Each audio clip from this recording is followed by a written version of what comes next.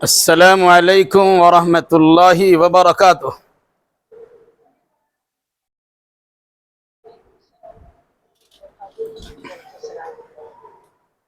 آواز ٹھیک ہے؟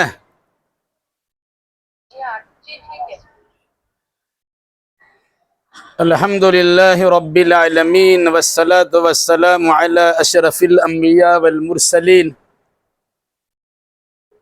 نبینا محمد وعلی آلہ واصحابہ اجمعین۔ اعوذ باللہ من الشیطان الرجیم، بسم اللہ الرحمن الرحیم۔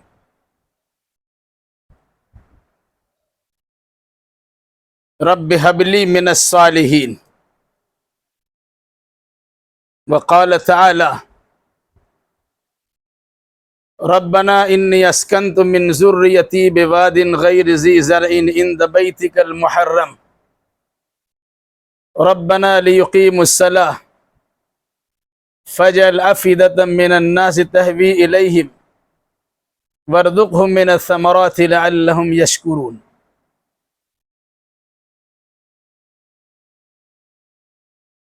سبحانک لا علم لنا الا ما علمتنا انک انت العلیم الحکیم۔ رب اشرح لی صدری ویسر لی امری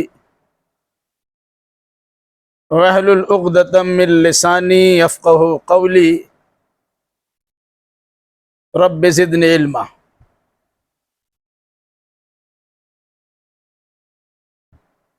مختصر حمد و صلوات کے بعد قرآن مقدس کی مختلف دو جگہوں سے دو آیات کریمہ کی تلاوت کی گئی ہے، اور یہ دونوں آیتیں سیدنا ابراہیم علیہ السلام کی دعاؤں پر مشتمل ہیں۔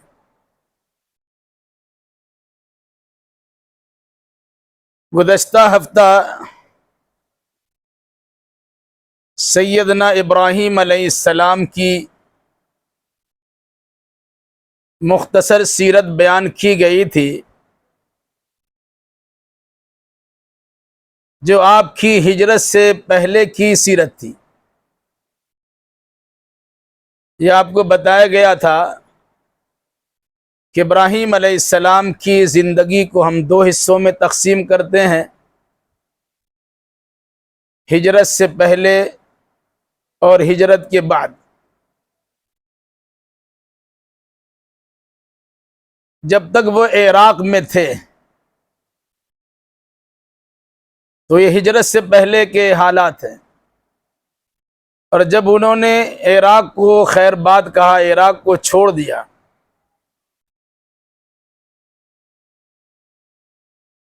تو کنعان کی طرف ہجرت کر کے تشریف لے گئے۔ کنعان آج کل جسے ہم فلسطین کے نام سے جانتے ہیں۔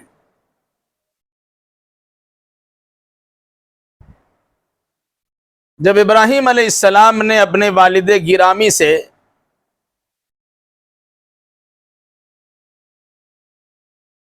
سلام کر کے ہجرت کا راستہ لیا، تو ابھی اپنے گھر بار کو انہوں نے چھوڑا تھا، یعنی باپ کے گھر سے اور زمین و جائیداد سے بے دخل ہو گئے تھے، ابھی عراق ہی میں تھے کہ وہ واقعہ نمودار ہوا جس میں ابراہیم علیہ السلام نے پوجا کے پنڈال میں داخل ہو کر مورتیوں اور مجسموں کو تہس نہس کر دیا، جس کے نتیجے میں حکومت وقت نے عوام و خواص کے سامنے یہ فیصلہ سنایا کہ اس ابراہیم کو جلا دیا جائے۔ تاکہ اپنے معبودوں کی ہم مدد کر سکیں کہ جنہوں نے ہمارے معبودوں کے ساتھ یہ گستاخی کی ہے اسے روئے زمین پر رہنے کا حق نہیں ہے، ہم اسے نذر آتش کرتے ہیں، جلا کر خاکستر کر دیتے ہیں۔ لوگوں نے ابراہیم علیہ السلام کو آگ میں ڈال دیا۔ اللہ نے آگ کو حکم دیا، قلنا یا نار کونی بردا وسلاما علی ابراہیم، اے آگ ٹھنڈی ہو جا اور سلامتی کا ذریعہ ہو جائے ابراہیم علیہ السلام کے لیے۔ جس آگ کو قوم نے 6 مہینوں سے روشن کیا تھا، منجنیق کے ذریعے سے ابراہیم علیہ السلام کو اس آگ میں پھینکا گیا۔ ابراہیم علیہ السلام حسبنا اللہ و نعم الوکیل پڑھتے ہوئے آگ میں داخل ہو گئے۔ اللہ تبارک و تعالیٰ نے اس نار نمرود کو گل و گلزار بنا دیا۔ نمرود یعنی بادشاہ وقت اور عوام و خواص کی کوششوں سے 6 مہینہ تک تیار کی گئی، جلائی گئی، سلگائی ہوئی آگ میں اللہ کے بھروسے حسبنا اللہ و نعم الوکیل پڑھتے ہوئے ابراہیم علیہ السلام جب داخل ہوئے تو جس آگ کا کام جلانا ہوتا ہے اس آگ کو اللہ تبارک و تعالیٰ کا حکم ملا کہ جلانے کی طاقت تمہارے پاس ضرور ہے، لیکن تمہیں میرے حکم کے مطابق ہی عمل کرنا پڑے گا۔ یہ بندہ خاص ابراہیم خلیل اللہ تیرے دامن میں پھینکا جا رہا ہے، تو ابراہیم کے لیے ٹھنڈی ہو جا اور سلامتی کا ذریعہ بن جا۔ آگ ٹھنڈی ہو گئی، سلامتی کا ذریعہ ہو گئی۔ اس ہٹ دھرم قوم کے سامنے اتنا بڑا معجزہ ہوا، کرشمہ ہوا، اس کے باوجود وہ ماننے کے لیے تیار نہیں ہوئے۔ اس قوم پر حجت تمام ہو گئی اور ابراہیم علیہ السلام نے یہ دیکھا کہ یہ لوگ ایمان لانے والے نہیں ہیں، تو ان کے پیچھے اپنی طاقت و توانائی صرف کرنے کی ضرورت کیا ہے؟ اب مجھے یہاں سے ہجرت کر جانا چاہیے، عراق کی سرزمین کو خیر باد کہنا چاہیے، عراقی ملک کو الوداع کہنا چاہیے۔ ابراہیم علیہ السلام نے ہجرت کا راستہ لیا۔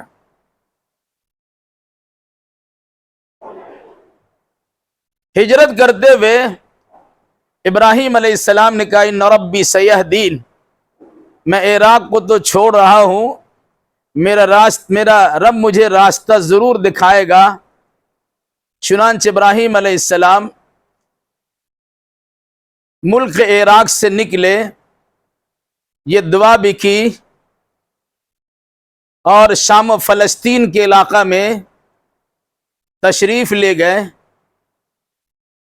اس وقت ابراہیم علیہ السلام تھے، ان کی بیوی حضرت سارہ تھی، اور ابراہیم علیہ السلام کا بھتیجا حضرت لوط علیہ السلام تھے۔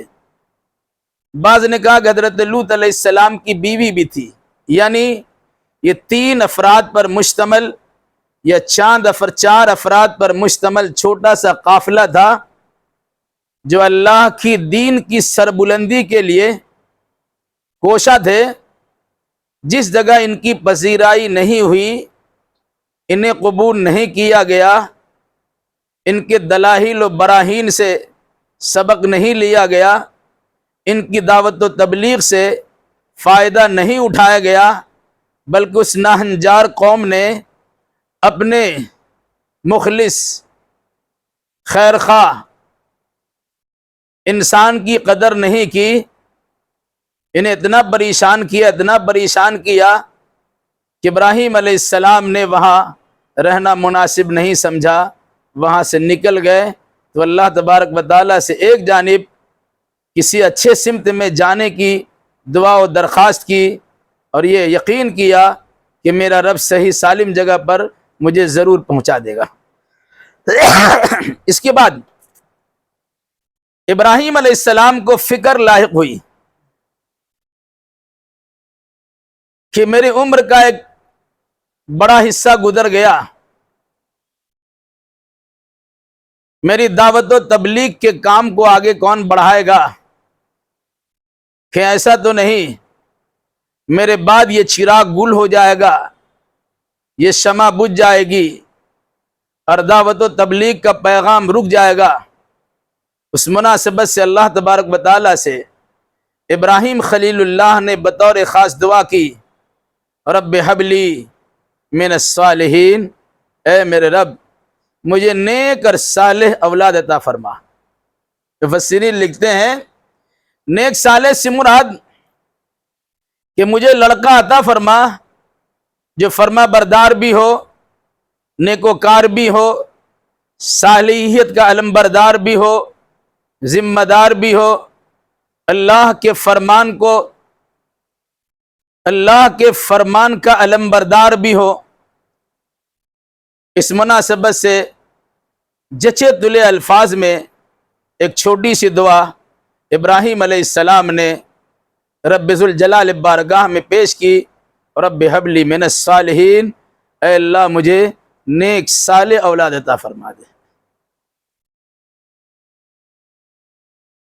بیوی حضرت ابراہیم علیہ السلام کی سارہ تھی۔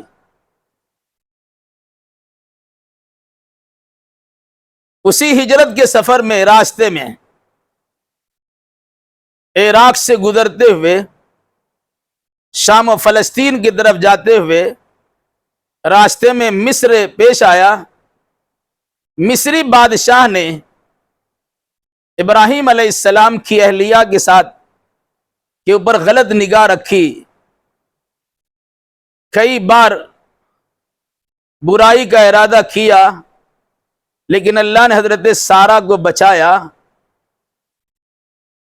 تو مصر کے بادشاہ نے ابراہیم علیہ السلام کو ایک قول کے مطابق اپنی بیٹی تحفہ میں پیش کیا اور دوسرے قول کے مطابق اپنی خادمہ آپ کی خدمت کے لیے پیش کر دیا، جس کا نام ہاجرہ تھا۔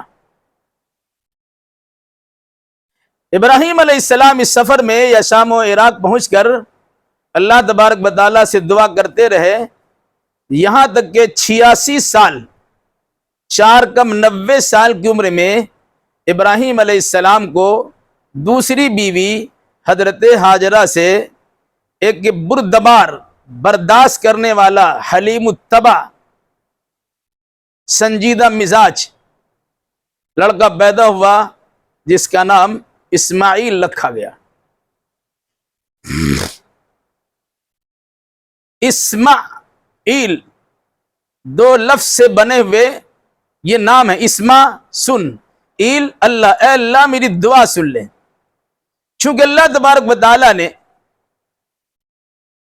بیٹے کی ولادت عطا کر کے ابراہیم علیہ السلام کی دعا سن لی تھی، اس لیے قدرت کی جانب سے ابراہیم علیہ السلام کے ذہن میں یہ بات ڈالی گئی کہ اس کا نام اسماعیل رکھا جائے، اس لیے ان کا نام اسماعیل رکھا گیا۔ اس وقت میں 2 بیویاں آپ کی تھی، گویا ایک سارہ ایک ہاجرہ۔ بچہ ہاجرہ کے گھر پیدا ہوا، پہلی بیوی کے گھر بچہ نہیں ہوا۔ اگر کسی مرد کی 2 بیویاں ہو تو عام طور سے 2 بیویاں جو سوکن کہلاتی ہے، سوکنوں کے درمیان چپکلش رہتی ہے، حسد،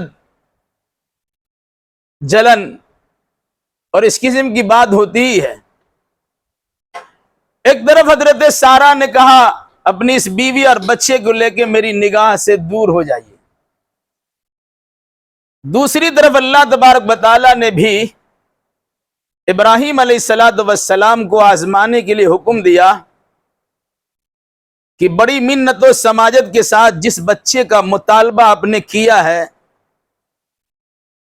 اور ایک عرصہ دراز کے بعد آپ کو اسماعیل جیسا ہونہار بیٹا ملا ہے، تو ایسا کیجئے اپنے اس بیوی کو بھی اور اپنے اس شیر خوار بچہ کو بھی یہاں سے جدا کیجئے اور کسی دور دراز علاقے میں بے آب و گیاہ علاقے میں اسے رکھ آئیے۔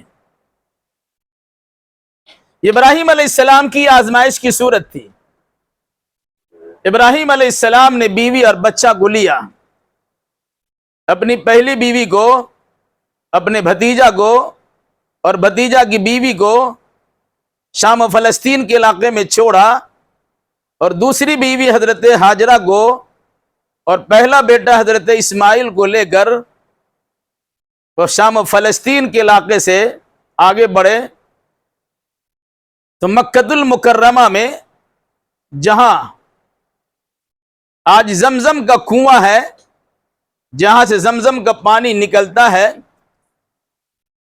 اسی جگہ پر ہاجرہ و اسماعیل کو رکھا، تھوڑا کھجور دیا، کچھ پانی دیا، اور اپنی بیوی بچے کو وہاں رکھ کر واپس ہونے لگے تو بار بار ہاجرہ نے ابراہیم علیہ السلام کو پکارا، اس بے آب و گیاہ وادی میں ہمیں چھوڑ کے کہاں جا رہے ہیں؟ ابراہیم علیہ السلام نے اس طرف تاکا اور جھانکا بھی نہیں کہ ایسا نہ ہو پیدرانہ محبت اور اپنی بیوی سے الفت اس اللہ کی آزمائش میں رکاوٹ بن جائے، اس جانب تاکنے اور جھانکنے کی بھی کوشش نہیں کی۔ لیکن کئی بار کے بعد یا تیسرے بار میں جب حضرت ہاجرہ نے کہا اللہ امرکا، کیا اللہ نے آپ کو حکم دیا ہے کہ اپنی بیوی بچے کو اپنی نگاہوں سے دور رکھو؟ تو ابراہیم علیہ السلام نے اللہ کا نام سن کر کہا ہاں ہاں، میں اپنی طرف سے یہ کام نہیں کر رہا ہوں، بچے کی محبت بھی ہے، بیوی سے الفت بھی ہے، لیکن اللہ کی بات پر یہ ساری چیزیں قربان کرنے کے لیے میں تیار ہوں، چونکہ اللہ نے حکم دیا ہے، اس لیے میں تمہیں یہاں چھوڑ کے جا رہا ہوں۔ تب وہاں حضرت ہاجرہ نے کہا آپ تشریف لے آئیے، خوشی خوشی جائیے، اللہ ہمیں ضائع نہیں کرے گا۔ اذن لا یضیعن اللہ،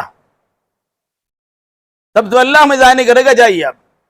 اگر اللہ کی جانب سے حکم ملا ہے تو اللہ کے حکم کے بجا آوری کرنے میں ہم ماں اور بچے رکاوٹ اور آڑے نہیں آ سکتے، آپ جائیے، اللہ تعالی ہماری حفاظت فرمائے گا۔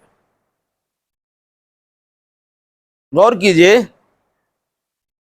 ایک بیوی اپنے شوہر کا سپورٹ کس قدر کر رہی ہے۔ عراق کی سرزمین پر شوہر کا ساتھ دیا، جب قوم کے لوگوں نے نکلنے پر مجبور کر دیا تو اپنے گھر بار کو انہوں نے لازم نہیں پکڑا، نہ سسرال اور میکے کو ضروری سمجھا، بلکہ شوہر کے ساتھ جانا گوارا کر لیا۔ اس صحرا نوردی میں، اس سفر کی صحبت و تنگی میں اپنے شوہر کے ساتھ خوشی کا اظہار کیا۔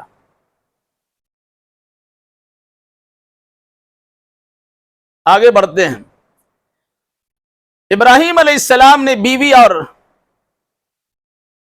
بچے کو، جو شیر خوار بچہ، دودھ پیتا بچہ ہے، مکہ کی سنگلاخ وادی میں، بے آب و گیا چٹیل میدان میں، جو پتھریلی کچھ علاقے ہیں، اس جگہ پر ابراہیم علیہ السلام نے حضرت ہاجرہ اور اسماعیل کو رکھا اور وہاں سے نکل گئے، وہ صفا کی طرف گئے۔ صفا کی پہاڑی پہ چڑھ کر جہاں کعبہ اس طرف رخ کرتے ہوئے، جدھر اپنے بیٹے اور بیوی کو چھوڑا تھا، اسی جانب رخ کرتے ہوئے ابراہیم خلیل اللہ نے خاص دعا کی ہے، جس کا تذکرہ اللہ نے سورہ ابراہیم میں کی ہے۔ ربنا انی اسکنت من ذریتی بواد غیر ذی زرع عند بیتک المحرم ربنا لیقیموا الصلاۃ فاجعل افئدة من الناس تهوی الیہم وارزقهم من الثمرات لعلهم یشکرون۔ اس دعا کے ہر جملے پر اور ہر لفظ پر بطور خاص توجہ دیجئے کہ ابراہیم علیہ السلام کی ایک بیوی دوسری جگہ پر ہے، ایک بیوی بچہ ایک دوسری جگہ پر ہے، وہاں سے نکل کر ابراہیم علیہ السلام کو اپنے بیوی بچوں کی کتنی فکر ہے کہ اللہ کے کہنے پر بے آب و گیاہ میدان میں چھوڑنے کے بعد بھی اللہ تبارک و تعالیٰ سے بیوی کے لیے بھی اور بچے کے لیے بھی خصوصی دعائیں کی ہیں۔ ہماری آپ سے گزارش ہے، ہم بھی آپ بھی اپنے بچے کے لیے یہ دعا ضرور کریں جو ابراہیم علیہ السلام نے دعا کی تھی۔ ربنا انی اسکنت من ذریتی بواد غیر ذی زرع عند بیتک المحرم ربنا لیقیموا الصلاۃ فاجعل افئدة من الناس تهوی الیہم وارزقهم من الثمرات لعلهم یشکرون۔ ترجمہ سنیے۔ اے ہمارے رب، میں نے اپنی بعض نسل کو ایک ایسے وادی میں رکھ دیا ہے جہاں کوئی گھاس پھوس نام کی کوئی چیز بھی نہیں ہے۔ ابراہیم علیہ السلام نے اپنی بیوی اور بچہ کو وہاں رکھنے کی وجہ بتلائی، ربنا لیقیموا الصلاۃ، اے اللہ جہاں تیرا گھر بنے گا، عزت والا تیرا گھر بننے والا ہے۔ ابراہیم علیہ السلام کو پہلے بتا دیا گیا تھا یہاں رکھا جا رہا ہے، یہ اللہ کا گھر بنے گا۔ کہاں تیرے گھر کے پاس، تیرے بابرکت گھر کے پاس، تیرے محترم گھر کے پاس اپنی بیوی اور بچے کو میں رکھے جا رہا ہوں۔ مقصد کیا ہے؟ ربنا لیقیموا الصلاۃ، اے اللہ، اے میرے رب، تاکہ یہ میری اولاد نماز قائم کریں گے۔ فاجعل افئدة من الناس تهوی الیہم، بس اے اللہ لوگوں کے دلوں کو ان کی طرف مائل کر دے۔ تیسری دعا، تیسرا مقصد، وارزقهم من الثمرات، اے اللہ میری اس نسل کو جنہیں تیرے گھر کے پاس میں بسا رہا ہوں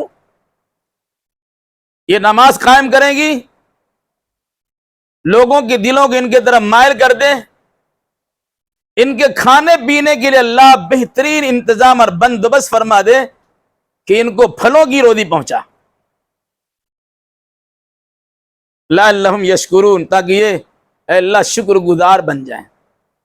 جو تکلیف انہوں نے اٹھائی ہے، مکہ کے بے آب و گیاہ وادی میں انہیں رکھا گیا جہاں انسان نام کی کوئی چیز نہیں ہے، جہاں گھاس پھوس بھی نہیں ہے، جہاں کسی قسم کی کوئی آبادی نہیں ہے، جہاں کسی سے سماع و ملاقات کا کوئی معاملہ نہیں ہے، یہ ماں بیٹے کو میں چھوڑ کے جا رہا ہوں جو میری نسل ہے، میری ذریت ہے، یہاں میری خاندان کی آبادی ہونے والی ہے، اے اللہ میں اس کے لیے خاص دعائیں کرتا ہوں۔ پہلی دعا تو یہ ہے کہ ربنا لیقیموا الصلاۃ، میری اولاد کو نماز کا پابند بنا دے تاکہ یہ میری اولاد، یہ میری نسل کے افراد یہاں نماز قائم کریں گے۔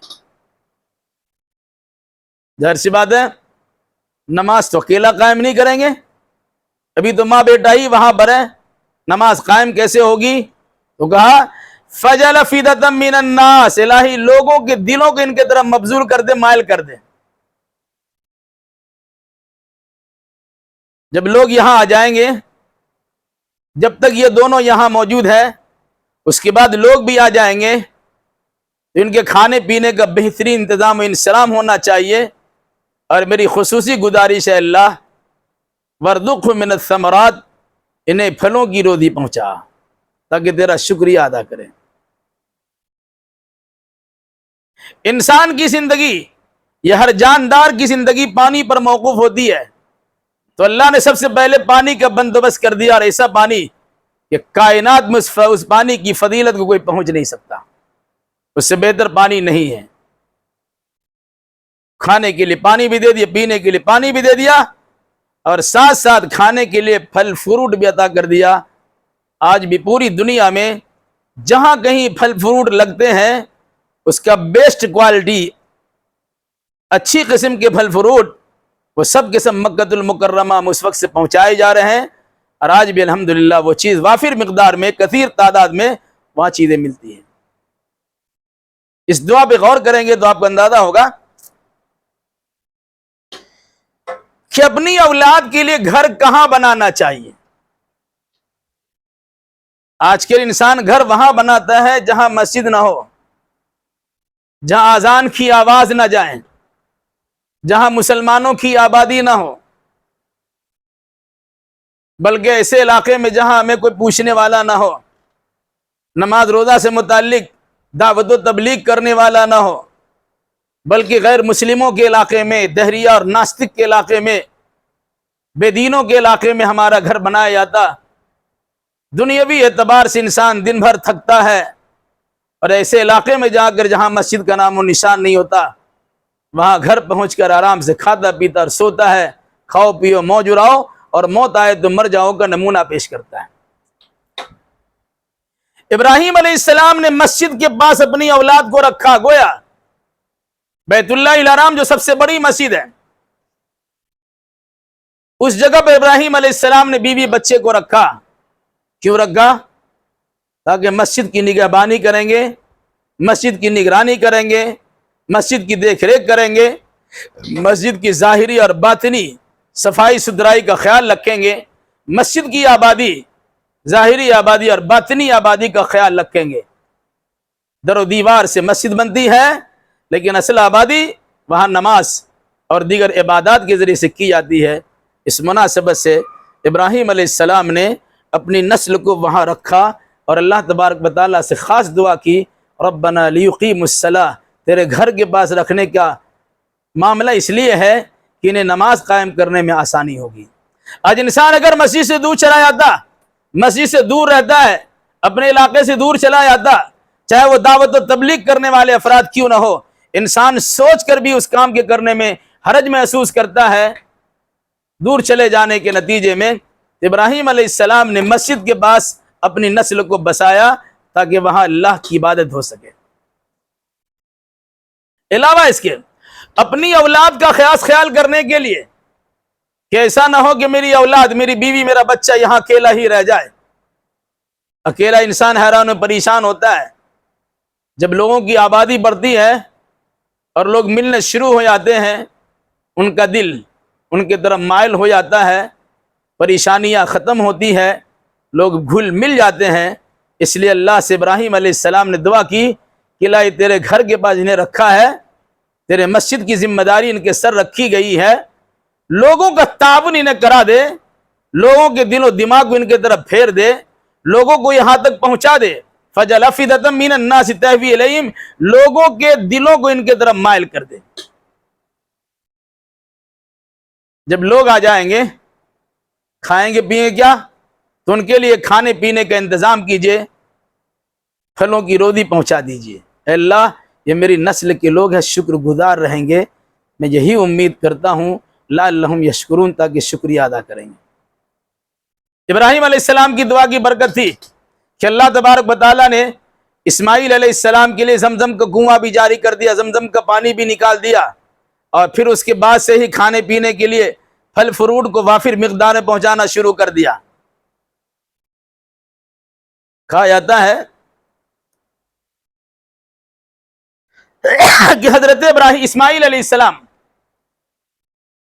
جو باپ کی طرف سے انہیں توشہ دیا گیا تھا، کچھ پانی اور کھجور دی گئی تھی، کچھ ہی دنوں میں ختم۔ زندگی گزارنی ہے تو پانی تو چاہیے، کھانا بھی چاہیے، تو اللہ تبارک و تعالیٰ نے ایک ایسا پانی جاری کر دیا جو طعام و تومن، جو کھانے والے کے لیے کھانا بھی اور پینے والے کے لیے پانی بھی ہے۔ زمزم کی خصوصیت ہے کہ اگر کوئی انسان کھانا نہیں کھائے گا اور پانی ہی زمزم کا پیے گا تو اس انسان کو بھوک کی شدت محسوس نہیں ہوگی، احساس نہیں ہوگا، بلکہ وہ کھانے کا بھی کام دیتا ہے اور پینے کا بھی کام دیتا ہے۔ بادشاہین حدیث نے لکھا ہے کہ 3 مہینے انہوں نے مکہ المکرمہ میں زمزم کے پانی پہ گزارا کی ہے، کچھ نہیں کھایا سوائے زمزم کے، زمزم کا پانی پیا ہے، اور کہتے ہیں کہ ہمارے پیٹ میں بٹ نکل آئے، چربی نکل آئی تھی، وہ صرف زمزم کا پانی 3 مہینہ ہم نے پیا تھا۔ یہ کھانے والوں کے لیے کھانا بھی ہے اور پینے والوں کے لیے پانی بھی ہے۔ اللہ تبارک و تعالیٰ نے اسماعیل کی دعا کی تھی، اللہ نے بہترین پانی کا نظم کر دیا۔ کہا تھا اسماعیل علیہ السلام رونے کے نتیجے میں زمین پہ پاؤں رگڑ رہے تھے، وہاں اللہ نے جبریل کو بھیجا اور جبریل نے پر مارا، اور پر مارنے کی جگہ پہ سے جہاں حضرت اسماعیل علیہ السلام پاؤں رگڑ رہے تھے، وہاں اللہ تبارک و تعالیٰ کے حکم سے اسماعیل کے پاؤں رگڑنے سے، جبریل علیہ السلام کے پر مارنے سے اور اللہ تبارک و تعالیٰ کے حکم سے وہاں پانی جاری ہوا، چشمہ نکلا۔ اس میں حضرت ہاجرہ نے زمزم کا رک جا ٹھہر ڈٹ، حدیثوں میں اس بات کی صراحت ہے کہ حضرت ہاجرہ اگر زمزم نہیں کہتی تو پانی رکتا نہیں، پوری دنیا میں وہ چشمہ جاری ہو جاتا۔ یہ اگرچہ پوری دنیا میں چشمہ جاری نہیں ہوا، لیکن پوری دنیا میں وہاں کو پانی پہنچ رہا ہے، یہ اللہ تبارک و تعالیٰ کا فضل ہے اور اللہ تبارک و تعالیٰ کی بہت بڑی مہربانی ہے۔ بہرحال وہاں زمزم کا کنواں نکل آیا، پھر کھانے پینے کے لیے پھلوں کی فراوانی ہو گئی، لوگ آنا جانا شروع ہوئے، قبیلہ جرہم کی آبادی ہوئی، وہاں حضرت اسماعیل علیہ السلام اور جو قافلہ ادھر سے گزرتا تھا، قافلہ عام طور سے اسی جگہ ٹھہرتا ہے جہاں کھانے پینے کا نظم ہوتا ہے۔ آج بھی بسوں کی سروس کیجئے، سفر کیجئے، بسوں سے سفر کیجئے یا ریل پہ سفر کیجئے، جو اسٹیشنوں پر روکا جاتا اس کا مقصد ہوتا ہے کہ پانی ملے گا اور کھانا ملے گا، لین ہوٹل میں کھانے اور پانی یا سامان انتظام ہوتا ہے۔ جب حضرت اسماعیل کے لیے پانی کا چشمہ جاری ہو گیا، لوگوں نے دیکھا کہ وہ جگہ ہے جہاں قافلہ گزرتے ہوئے ٹھہرا جا سکتا ہے، وہاں سے پانی پیا جا سکتا ہے، سیرابی کے لیے پانی لیا جا سکتا ہے، وہاں کچھ دن اقامت کیا جا سکتا ہے، ٹھہرنے کی کوئی صورت پیدا ہو سکتی ہے۔ آہستہ آہستہ آہستہ وہ آبادی بڑھی۔ در حقیقت ابراہیم علیہ السلام کی اس دعا کا نتیجہ تھا، ربنا انی اسکنت من ذریتی بواد غیر ذی زرع عند بیتک المحرم ربنا لیقیموا الصلاۃ فاجعل افئدة من الناس تہوی الیہم وارزق من الثمرات لعلہم یشکرون۔ غور کیجئے، یہ آزمائش تھی ابراہیم علیہ السلام کی، اللہ نے مکمل کرا دیا۔ قرآن کہتا ہے وَإِذِ ابْتَلَىٰ إِبْرَاهِيمَ رَبُّهُ بِكَلِمَاتٍ فَأَتَمَّهُنَّ قَالَ إِنِّي جَاعِلُكَ لِلنَّاسِ إِمَامًا قَالَ وَمِن ذُرِّيَّتِي قَالَ لَا يَنَالُ عَهْدِ الظَّالِمِينَ۔ اس آیت پر بھی غور کیجئے۔ جب اللہ نے ابراہیم علیہ السلام کو چند باتوں کے ذریعے سے آزمایا، چند چیزوں کے ذریعے سے آزمایا، اور اسماعیل علیہ السلام اس آزمائش میں کھرے اترے، پختہ اترے، تو اللہ نے کہا انی جاعلک للناس اماما، میں تمہیں سارے انسانوں کا پیشوا اور امام و لیڈر بتاتا ہوں۔ ابراہیم علیہ السلام نے اپنی اولاد کا خیال رکھا اور کہا وَمِن ذُرِّيَّتِي الہی، میری ذریت اور نسل میں امامت رہنی چاہیے۔ انسان دنیا میں اپنی اولاد کے لیے چاہتا، مال اسے ملنی چاہیے، زمین و جائیداد ملنا چاہیے، شہرہ و منصب ملنا چاہیے، اس طرح کے بہت سارے مقامات ملنے چاہیے، کاروبار ہونے چاہیے، دکان و مکان ہونے چاہیے، بلڈنگ اور بنگلو ہونے چاہیے، اور وغیرہ ذالک ساری چیزیں ہونی چاہیے۔ آج کل کے انسان اپنی اولاد کے لیے دعا کرتے ہیں۔ ابراہیم علیہ السلام کو جب اللہ نے آفر دیا کہ آپ کو امامت کبریٰ سے نوازا جا رہا ہے، آپ کو سارے لوگوں کا امام بنایا جا رہا ہے، دنیا کے اخیر تک کے لوگوں کو آپ کو لیڈر بنایا جا رہا ہے، تو ابراہیم علیہ السلام نے اللہ سے کہا من ذریت اللہ، یہ سربلندی، یہ سرفرادی، یہ امامت، یہ بزرگی، یہ پیشوائی، یہ رہنمائی، یہ اونچا مقام میرے ساتھ ساتھ میری اولاد کو ملنی چاہیے۔ مطلب کیا ہوا، دیندار لوگ اپنی اولاد کو دیندار بنانے کی کوشش کرتے ہیں اور اس کے لیے اللہ تبارک و تعالیٰ سے اس منصب کا مطالبہ کرتے ہیں یا دعا کرتے ہیں۔ لیکن اللہ نے کیا کہا، لا ینال عہد الظالمین۔ ابراہیم ٹھیک ہے، جب تک آپ کی اولاد یا آپ کی نسل عدل و انصاف پر قائم رہے گی، یہ مقام منصب انہیں دیا جائے گا۔ جس دن یہ عدل و انصاف کرنا چھوڑ دیں گے، اسی دن یہ نعمت ان سے چھین جائے گی۔ لا ینال عہد الظالمین، یہ عہدہ، یہ منصب، یہ فضیلت، یہ بزرگی، یہ سرفرادی، ظالموں کو نہیں ملا کرتی ہے۔ جہاں علماء نے لکھا ہے کہ اگر باپ کو اونچا درجہ ملا ہے دینی اعتبار سے تو اپنے اولاد کی اونچا درجہ کی اللہ تبارک و تعالیٰ سے دعا بھی کرنی چاہیے۔ امتحان میں پختہ اترے، اللہ نے کامیابی عطا فرما دی۔ پھر اللہ تبارک و تعالیٰ ابراہیم علیہ السلام کی آزمائش کی۔ بچہ 10 12 13 سال کے ہو گئے۔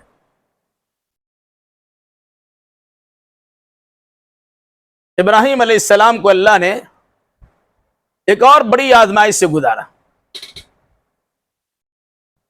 وہ آزمائش کیا ہے؟ اللہ تبارک و تعالیٰ نے کہا جو بیٹا آپ کو ملا ہے، بڑی منت و سماجت کے ساتھ یہ لڑکا آپ کو نصیب ہوا ہے، جن کے ذریعے سے آپ کو آزمایا گیا، ابتلا و آزمائش سے دوچار کیا گیا، آپ کا امتحان لیا گیا۔ اب امتحان میں کھرے اتر گئے، کامیابی ہو گئے، آپ کو حاصل ہو گئی۔ اب ایسا کیجئے، اس بیٹے کی قربانی میرے نام پر کر دیجئے۔ ابراہیم علیہ السلام جو پیکرے صبر و رضا تھے، وفاداری ان کی گھٹی میں پلائی گئی تھی، اللہ نے اتنا بڑا خلت کا مقام عطا کیا۔ واتخذ اللہ ابراہیم خلیلا، اللہ نے ابراہیم علیہ السلام کو خلیل اللہ بنایا۔ اس بندے خدا نے بھی اللہ تبارک و تعالیٰ کی بات ماننے میں کوئی کسر نہیں چھوڑی۔ کہا بیٹے کی قربانی کرنی ہے، ابراہیم علیہ السلام نے کہا میں حاضر ہوں۔ پھر ہوا کیا؟ اس کا تذکرہ قرآن مقدس کی ایک جگہ پہ بڑی تفصیل سے کیا گیا۔ اس کا خلاصہ میں آپ کے سامنے پیش کرتا ہوں۔ فلما بلغ معه السعي قال يا بني إني أرى في المنام أني أذبحك فانظر ماذا ترى قال يا أبت افعل ما تؤمر ستجدني إن شاء الله من الصابرين فلما أسلما وتله للجبين وناديناه يا إبراهيم قد صدقت الرؤيا إنا كذلك نجزي المحسنين وغير ذلك إلى آخر الآية۔ جب ابراہیم علیہ السلام کا یہ لڑکا اسماعیل دوڑ دھوپ کے لائق ہوا، 14 سال کا یہ بچہ ہے، یعنی جب ابراہیم علیہ السلام کی عمر تقریباً 100 سال کی ہوئی تو اللہ تبارک و تعالیٰ نے بچے کی قربانی کے نام پر آزمائش پیش کی۔ جو بچہ بڑی منت و سماجت سے آپ کو ملا ہے، آپ کے بڑھاپے کا سہارا ہے، بڑھاپے کی لاٹھی ہے، اگر واقعی میری محبت آپ کے دل میں جاگزی ہے تو آپ ایسا کیجئے، اپنے اس بیٹے کو میرے نام پہ قربان کر دیجئے۔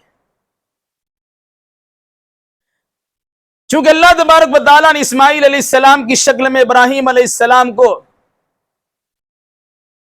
بردبار، برداشت کرنے والا، فرما بردار صفات سے حامل لڑکا عطا کیا تھا اسماعیل کی شکل میں، تو ابراہیم علیہ السلام نے سوچا میں اللہ کے اس امتحان کو پورا کرنے کے لیے اپنی ہی جانب سے کچھ کیوں کروں، اس کار خیر میں اپنے بچے کو بھی شامل کروں، ان سے مشورہ کرتا ہوں، مجھے یقین ہے کہ میرا بچہ میرے مشورے کے خلاف نہیں جائے گا، لیکن اس کی نیت معلوم کی جائے، اس کا ارادہ معلوم کیا جائے تاکہ انہیں بھی اس ثواب کے کام میں شریک کر لیا جائے۔ چنانچہ ابراہیم علیہ السلام نے اپنے بیٹے سے کہا، کیا کہا؟ یا بنی انی ارا فی المنام انی اذبحک فانظر ماذا ترى، اے میرے بیٹے، اے میرے چنو منو، اے میرے پیارے، میرے لاڈلے، اے میرے آنکھ کے تارے، میرے دل کے سہارے، اے میرا پیارا بچہ، سنو، میں نے خواب دیکھا ہے کہ میں تمہیں اللہ کے نام پر ذبح کر رہا ہوں۔ فانظر ماذا ترى، تمہارا کیا ارادہ ہے؟ غور کیجئے، 90 سال کا بڈھا اللہ کی خوشنودی کے خاطر 13 سال کے نوجوان بچہ کو قربان کرنے کے لیے تیار ہو گیا، اور جب باپ نے اپنے بیٹے سے مشورہ طلب کی، وہ خوش نصیب بچہ وہ خوش قسمت بچہ، وہ ہونہار بچہ، وہ حلیم الطبع بچہ، وہ شائستہ اور سنجیدہ بچہ اسماعیل علیہ السلام نے اپنے باپ سے کہا یا ابت افعل ما تؤمر ستجدنی انشاءاللہ من الصابرین۔ ابو جان، جس کام کے کرنے کا آپ کو حکم ملا ہے وہ کام کر گزریے، آپ مجھے انشاءاللہ صبر کرنے والوں میں سے پائیں گے۔ کتنی بڑی آزمائش، اندازہ لگائیے۔ ایک تو اپنے باپ دادا سے محبت سے محروم حضرت ابراہیم علیہ السلام، گھر بار سے محروم ابراہیم علیہ السلام، زمین و جائیداد سے محروم ابراہیم علیہ السلام، ہجرت کے ستائے ابراہیم علیہ السلام، عراق کی سرزمین سے شام و فلسطین کی طرف آنے والا اسماعیل ابراہیم علیہ السلام بہت ساری تنگیوں کو برداشت کیا۔ جب اللہ تبارک و تعالیٰ نے بڑھاپے کے سہارا کے طور پر ایک بچہ عطا کیا تو اسے دور دراز علاقے میں داخل کرنے اور ڈالنے کا اللہ نے حکم دیا۔ اس امتحان میں کامیابی حاصل ہو گئی۔ جب 13 15 14 سال کا بچہ ہوا، اسے ذبح کرنے کا اللہ تبارک و تعالیٰ نے حکم دیا، قربانی پیش کرنے کا اللہ نے حکم دیا، اور ابراہیم علیہ السلام قربانی کرنے کے لیے تیار ہو گئے۔ اس کار خیر میں شریک ہونے کے لیے اپنے بیٹے سے مشورہ طلب کیا۔ بیٹا نے بلا جھجک کہہ دیا، اس میں پوچھنے کی بات کیا ہے، مشورہ لینے کی کیا ضرورت ہے، ابو جان جس کام کے کرنے کا حکم اللہ نے آپ کو دیا ہے وہ کام کر گزریے۔ اس کے بعد قرآن کہتا ہے فَلَمَّا أَسْلَمَا وَتَلَّهُ لِلْجَبِينِ وَنَادَيْنَاهُ أَن يَا إِبْرَاهِيمُ قَدْ صَدَّقْتَ الرُّؤْيَا إِنَّ كَذَلِكَ نَجْزِي الْمُحْسِنِينَ إِنَّ هَذَا لَهُوَ الْبَلَاءُ الْمُبِينُ فَفَدَيْنَاهُ بِذِبْحٍ عَظِيمٍ وَتَرَكْنَا عَلَيْهِ فِي الْآخِرِينَ سَلَامٌ عَلَىٰ إِبْرَاهِيمَ۔ باپ بیٹے قربان ہونے کے لیے تیار ہو گئے، باپ قربانی کرنے کے لیے، بیٹا قربان ہونے کے لیے تیار ہو گئے۔ مینا کی وادی میں جہاں حجاج کرام 8 تاریخ کو پہنچتے ہیں، 8 9 10 11 12 13 تک رہتے ہیں، 9 تاریخ کو عرفات مینا مزدلفہ میں باقی دن مینا ہی میں رہتے ہیں۔ اسی جگہ پر ابراہیم علیہ السلام نے جہاں اسماعیل علیہ السلام کو قربان کرنے کے لیے پیش کیا تھا وہ جگہ آج بھی موجود ہے۔ وہاں ہلکا سا ایک چھوٹا سا مکان بنا دیا گیا جو تعارف کے لیے کہ یہاں ابراہیم علیہ السلام نے قربان پیش کیا تھا۔ قرآن کہتا ہے فلما اسلم، جب باپ بیٹے تیار ہو گئے،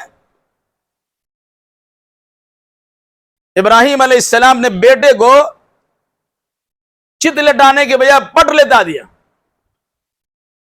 گردن نیچی کر دیا کہ ایسا نہ ہو پیدرانہ شفقت کے نتیجے میں باپ کو محبت آ جائے اور بیٹے کو ذبح کرنے سے کنارہ کشی اختیار کر لے، یا بیٹا اپنے باپ کے سامنے گریوزاری کرنا شروع کرے تکلیف دیکھ کر اور ابراہیم علیہ السلام چھوڑ دے اور اسماعیل علیہ السلام بھاگ جائے۔ تاریخی روایت سے پتہ چلتا ہے اسماعیل علیہ السلام نے باضابطہ باپ سے مشورہ دیا تھا کہ میرے ہاتھ کو باندھ دیجئے، میرے پیر کو باندھ دیجئے کہ ایسا نہ میں چھٹک جاؤں اور آپ اس قربانی کی خدمت انجام نہ دے سکے۔ وَتَلَّهُ لِلْجَبِينِ، پیشانی کے بدل انہیں پٹک دیا، پیشانی کے بل پٹک دیا۔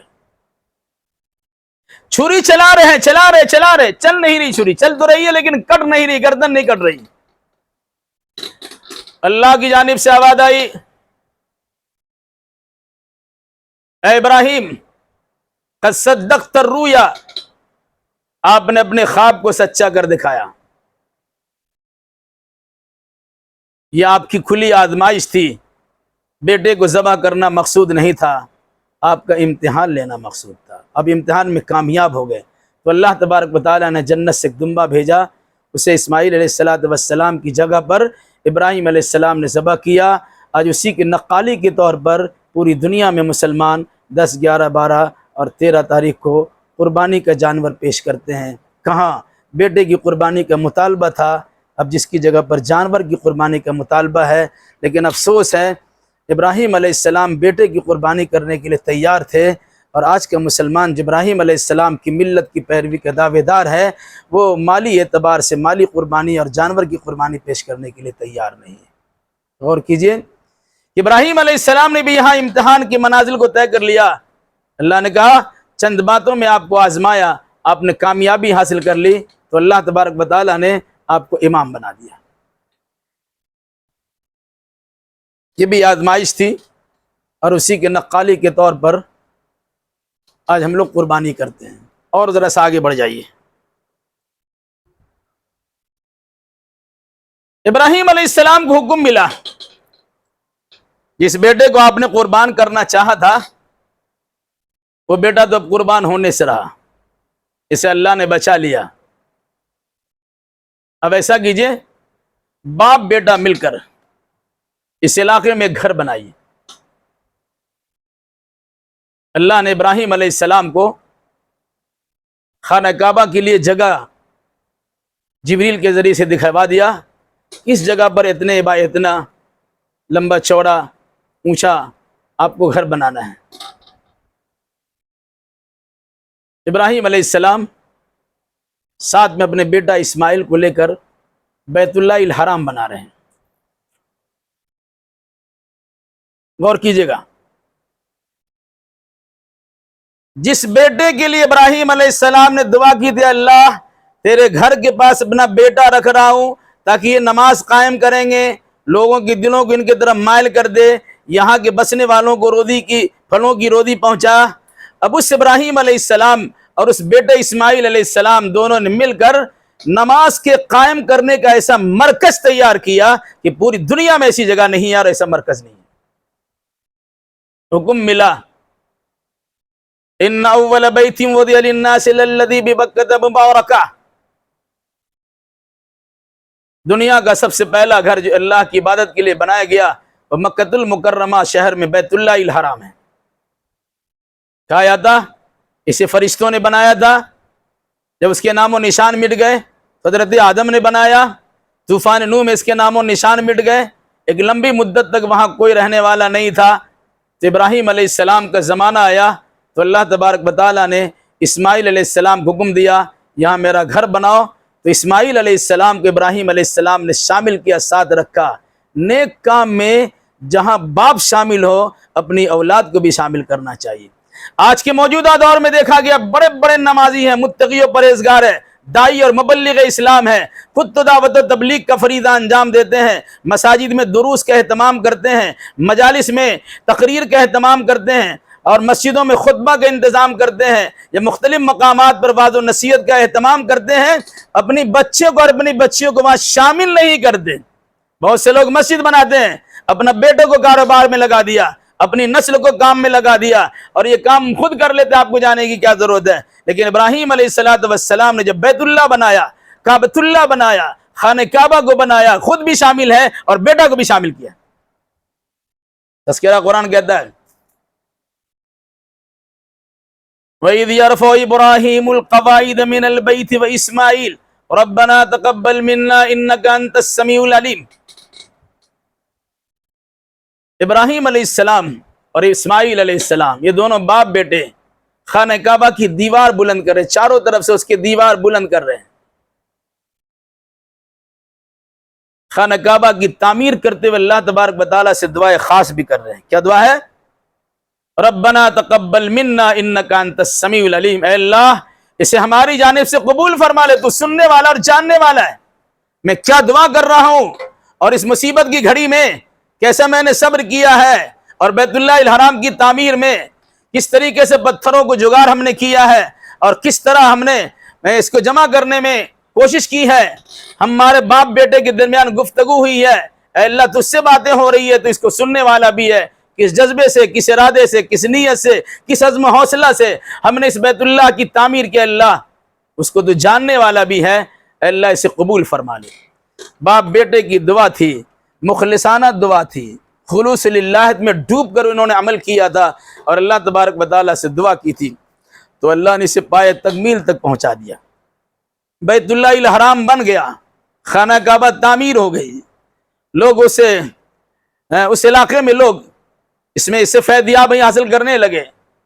ابراہیم علیہ السلام نے جب بیت اللہ کی تعمیر کر لی، خانہ کعبہ جب تعمیر ہو گیا، تو اللہ تبارک و تعالیٰ نے کہا اذن فی الناس بالحج یاتوک رجالا وعلی کل ضامر یاتین من کل فج عمیق۔ ابراہیم بیت اللہ تعمیر ہو چکا، اللہ کا گھر بن چکا، اب اس گھر کی زیارت کے لیے، حج و عمرہ کرنے کے لیے ایک آواز دیجیے۔ ابراہیم علیہ السلام نے کہا کوئی تو ہے، سنے گا کون؟ کہا تمہارا کام آواز دینا ہے، سنانا کام میرا کام ہے۔ ابراہیم علیہ السلام نے ایک آواز لگی، یا ایھا الناس حجو، اے لوگو حج کرو۔ مفسرین لکھتے ہیں کہ ابراہیم علیہ السلام نے بے آب و گیا میدان میں، جہاں کوئی آدمی کا بھی نام و نشان نہیں تھا، میں ایک اعلان کیا تھا، اے لوگو حج کرو۔ تو اللہ تبارک و تعالیٰ نے جس کی قسمت میں حج لکھ دیا تھا، صبح قیامت تک ان کے کان میں لبیک کی آواز سنائی دے رہی ہے کہ ابراہیم علیہ السلام نے جو آواز دی تھی، اعلان کیا تھا، وہ اعلان ان کے کانوں میں پہنچ رہا ہے، اور اس کے جواب میں انسان کہہ رہا ہے لبیک اللہم لبیک، لبیک لا شریک لک لبیک، ان الحمد والنعمت لک لا شریک لک۔ کتنی بڑی بات ہے، کتنی بڑی مقبولیت، اندازہ لگا لیے۔ انسان سوچ نہیں سکتا ہے، لیکن اللہ تبارک و تعالیٰ جسے مقبول کرتا ہے، جسے قبولیت فرماتا ہے، جس کی پذیرائی کرتا ہے، تو اللہ اس کی آواز کو پوری دنیا میں صدائے بادگشت کی طرف پہنچا دیتا ہے۔ ابراہیم علیہ السلام نے دعا کی، اللہ نے اس دعا کو پہنچا دیا۔ اس وقت سے سلسلہ شروع ہوا اور حج بیت اللہ کا سلسلہ جاری رہا۔ مشرکین مکہ شرک کرتے تھے، بیت اللہ الحرام کی ارد گرد 360 بت رکھے ہوئے تھے، پھر بھی اس کے گرد طواف کرتے تھے، عمرہ کرتے تھے، سعی کرتے تھے، حج بیت اللہ کرتے تھے۔ وہ سلسلہ اللہ کے نبی صلی اللہ علیہ وسلم تک آیا، پھر اللہ کے نبی صلی اللہ علیہ وسلم نے مشرکوں کی جانب سے درآمد کی ہوئی تمام تر خرافات و خرابی کو چھانٹ دیا، اور ملت ابراہیمی کے مطابق اللہ کے نبی محمد الرسول اللہ صلی اللہ علیہ وسلم نے شریعت محمدی کی شکل میں حج عمرہ کی پوری کیفیات بیان فرما دی۔ غور کیجئے، یہ ابراہیم علیہ السلام ہیں جنہوں نے بیت اللہ کی تعمیر کی، اور بیت اللہ کی تعمیر کرتے ہوئے دعا کی، اللہ نے ان کی دعا کو شرف قبولیت بخشی، اور پھر اس کے بعد اللہ کے حکم سے انہوں نے اعلان کیا، اور اعلان کے نتیجے میں لوگ حج کے لیے طواف، حج کے لیے، عمرہ کے لیے جا رہے ہیں، اور یہ سلسلہ قیامت تک جاری و ساری رہے گا۔ قرآن مقدس کے بیان کے مطابق سورہ حج میں اللہ نے فرمایا اذن فی الناس بالحج، اب حج کا اعلان کیجئے، لوگ سوار ہو کر آئیں گے، دبلی پتلی سواری پر بھی آئیں گے، پیدل بھی آئیں گے۔ آج دیکھ لیں، انسان پیدل بھی جا رہا ہے، انسان سواری پر بھی جا رہا ہے، انسان بحری یعنی دریائی سواری پہ جا رہا ہے، انسان بائی روڈ بھی جا رہا ہے، انسان فضاؤں میں اڑ کر طیارہ اور جہاز کے ذریعے بھی جا رہا ہے۔ جس طرح ممکن صورت پیدا ہو جائے، ابراہیم علیہ السلام کے اعلان پر اور ان کی آواز پر لبیک کہتے ہوئے انسان پوری دنیا سے پہنچ رہا ہے۔ در حقیقت ابراہیم علیہ السلام کی مقبولیت ہے۔ یہ ابراہیم علیہ السلام کو مقام کیوں ملا، کیسے ملا، بس 2-4 منٹ پہ سن لیجئے اور اس کے بعد بات ختم ہوتی ہے۔ انبیاء کرام علیہ السلام کی جماعت میں ایک اہم نام ابراہیم علیہ السلام کا ہے، جنہیں خلیل اللہ بھی کہا گیا، جنہیں ابو الانبیاء بھی کہا جاتا ہے، جن کی تقلید کرنے، جن کی اتباع کرنے، جن کے نقش قدم پر چلنے کی تاکید اللہ تبارک و تعالیٰ نے محمد الرسول اللہ صلی اللہ علیہ وسلم کو کی ہے۔ یہ وہ شخصیت ہے جنہوں نے اپنے باپ کی گد نشینوں کو چھوڑا، مہنت گیری کو چھوڑا، پنڈت گیری کو چھوڑا، اپنے قوم کا پروہت بن سکتے تھے، اپنے قوم کا پنڈا بن سکتے تھے، اپنے قوم کا لیڈر بن سکتے تھے، اپنے باپ کی گدی نشینی اختیار کر سکتے تھے، عراق کی سرزمین پر پجاری کی صورت میں ان کا بڑا نام ہو سکتا تھا، لیکن انہوں نے ان تمام چیزوں کو چھوڑ کر اللہ تبارک و تعالیٰ کی وحدانیت کو اپنایا، اور اللہ کے نام پر اپنی جان کا نذرانہ پیش کرنے سے دریغ نہیں کیا۔ جب اللہ تبارک و تعالیٰ کی جانب سے امتحان ہوا، آزمائشی، وہ سارے امتحانات میں کھڑے اترے، کامیابی کے منازل کو طے کر لیا، تو اللہ تبارک و تعالیٰ نے ابراہیم علیہ السلام کو تمغہ دیا، یہ مقام و منصب دیا، یہ عہدہ اور سربلندی دی، یہ فضیلت اور یہ منصب دیا کہ انی جاعلک للناس اماما، ابراہیم دنیا کے سارے انسانوں کا میں تجھے امام بناتا ہوں، پیشوا بناتا ہوں۔ ابراہیم علیہ السلام کی زندگی میں اور ابراہیم علیہ السلام کے ساتھ جو لوگ تھے ان کی زندگی میں ہمارے لیے بہترین نمونہ ہے۔ یہاں پر اس نمونے کو یاد رکھیے، دنیا میں بے شمار لوگ آئے، بڑے بڑے لوگ آئے، امیر و کبیر لوگ آئے، طاقتور لوگ آئے، مالدار لوگ آئے، حسن و جمال کے پیکر لوگ آئے، لیکن یہ مقام و منصب کسی کو نہیں ملا جو مقام منصب اللہ تبارک و تعالیٰ نے ابراہیم علیہ السلام کو عطا کیا ہے۔ کیوں عطا کیا؟ خوبصورتی کی بنیاد پتا ہوتا تو حضرت یوسف کو ملنا چاہیے تھا، مالداری کی بنیاد پر یہ دولت ملتی تو حضرت سلیمان کو ملنا چاہیے تھا، سیاست اور حکومت کی بنیاد پر اگر یہ مقام ملتا تو حضرت داؤد کو ملنا چاہیے تھا۔ یہ سب انبیاء کرام علیہ السلام ہیں، ان کی بھی خصوصیات ہیں، ان کے بھی درجات ہیں، لیکن اتنا بڑا درجہ نہیں جتنا بڑا درجہ اللہ نے ابراہیم علیہ السلام کو عطا کیا ہے۔ سارے نبیوں نے دعوت و تبلیغ کا فریضہ انجام دیا ہے، لیکن یکسو ہو کر، یک طرفہ ہو کر، تمام جہان والوں سے رشتہ ناتا توڑ کر جو مقام انہوں نے حاصل کیا ہے توحید کے پرچار میں اور شرک سے نفرت دلانے میں، وہ سب اس کے پیچھے ہیں اور سب کے امام ہی ہیں۔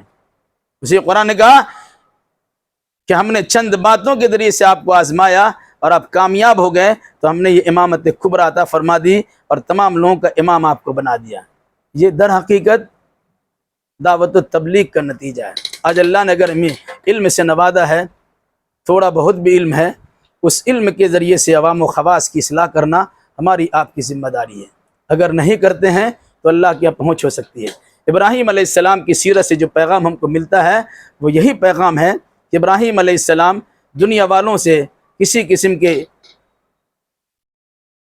فائدے کی امید رکھنے کے بجائے سب کا ادب و احترام کرتے ہوئے اللہ سے فائدے کی امید رکھی۔ کسی کی شان میں گستاخی کرنے کے بجائے جس کا جو مقام منصب ہے وہ مقام دیتے ہوئے اللہ کی بڑائی کا اظہار کیا۔ اللہ کی کبر شان کے بیان کرنے میں کسی قسم کی مداہنت، سستی اور کاہلی نہیں کی، بلکہ کسی قسم کا روب دبدبا ان پہ آڑے نہیں آیا، بلکہ ہر ایک کے سامنے آنکھوں میں آنکھیں ڈال کر توحید کا پرچارک بنے رہے۔ آج بھی ہماری ذمہ داری ہے ابراہیم علیہ السلام کے نقش قدم پر چلتے ہوئے اس کارنامے کو انجام دینا۔ اس کے نتیجے میں باپ گھر سے نکال سکتا ہے، اس کے نتیجے میں علاقے کے لوگ ہمیں ترچھی نگاہ سے دیکھ سکتے ہیں۔ اس دعوت و تبلیغ کے نتیجے میں حکومت وقت سے آنکھوں میں آنکھیں ملانے کے نتیجے میں حکومت وقت بھی ہمارا خلاف ہو سکتا ہے۔ اس دعوت و تبلیغ کے نتیجے میں ہمیں آگ کے دریا میں ڈالا جا سکتا ہے اور جیل کی سلاخوں میں ڈالا جا سکتا ہے، ہمیں ہجرت کرنے پر مجبور ہونا پڑ سکتا ہے۔ ہم ان تمام چیزوں کو جانتے ہوئے، ان ساری چیزوں کو پہچانتے ہوئے دعوت و تبلیغ کے راستے میں استقامت اختیار کرنا چاہیے۔ ہمارے پائے استقامت میں لرزش نہ آنے پائے، بلکہ صبر و تحمل کے ساتھ اسے برداشت کرتے ہوئے اس کاس کو آگے بڑھانا ہے۔